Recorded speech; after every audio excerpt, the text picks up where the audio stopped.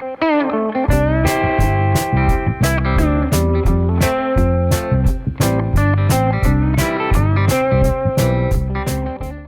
guys, Alec, Peirce at the ranch. This is a follow-up. Earlier on, I forget exactly when, you have to go back and look for it. I did a video on my garage floor about putting on a epoxy coating.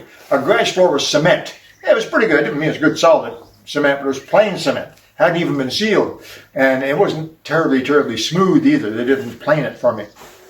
And so a little while ago I did a video on how I got a company in, a great company, and I've forgotten their name, but it's on the previous video. They planed, they ground the floor perfectly smooth and flat. It's great. And then they put on an epoxy coating. It's the same kind of coating that they use at Home Depot and at washrooms. You see that nice, smooth, pretty coating. I just got a nice gray, a light gray color. I didn't want anything fancy. And I told you at that time I would follow up to see how good it is. Well, I'll tell you how good it is. Unbelievable. I love it. It's absolutely fantastic. It sweeps easily. It looks really good. When you drop something, you can find it instantly. No dust.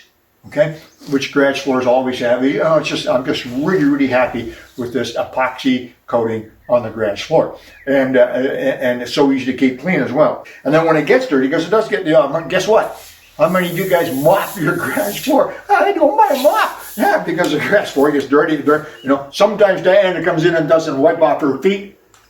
And I get dirty footprints on it, and I get the mop out. I actually mop my garage floor, and it comes up afterwards, and leave the door open. It's fantastic. So I'm really happy. If you want to go back to the previous video about putting the epoxy coating on the garage floor. Now the other thing we did at about the same time, I was concerned at that time about leakage through the garage door. Our garage door is it's a 16-foot door, and it faces east.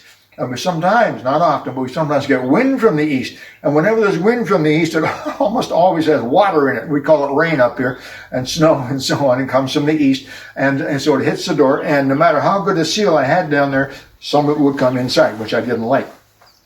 So I looked around, and I needed to replace the garage door bottom seal anyway. If you again go back to that other video, I think we threw that piece out, didn't we?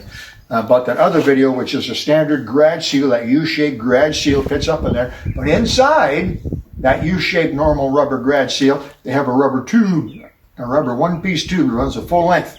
And so it helps to press the seal down tightly to the floor. And that was great. So I installed that, and it was great. But then I saw something else when I was looking around, and that is a bottom seal. It's a seal that goes on the floor. And having such a beautiful epoxy garage floor now, I figured, what the heck? So I bought a strip of that, 20-foot strip of that, and I glued it down according to the instructions. So now the rubber garage door seal comes down and seals on the rubber floor. Nothing. We had a lot of rain, a lot of snow, and cold and wind. It was fantastic. So I just thought I'd let you know that, a little follow-up. And you go back to those previous videos. Maybe Kevin can book the link in there for you. And the floor, the bottom seal, which is a little slope in it, a little ridge, and then the nice seal on the door as well. And the whole thing worked really well, guys. So just a little follow-up on the garage door seal and my great epoxy floor. So that's it. Been great. All I want to do is follow up. I'm going to let you go now. I'm going to go for a ride. Guess what I'm going for a ride on? Right, it's a beautiful day. Talk to you soon. Alec, Peirce at the ranch. Bye-bye.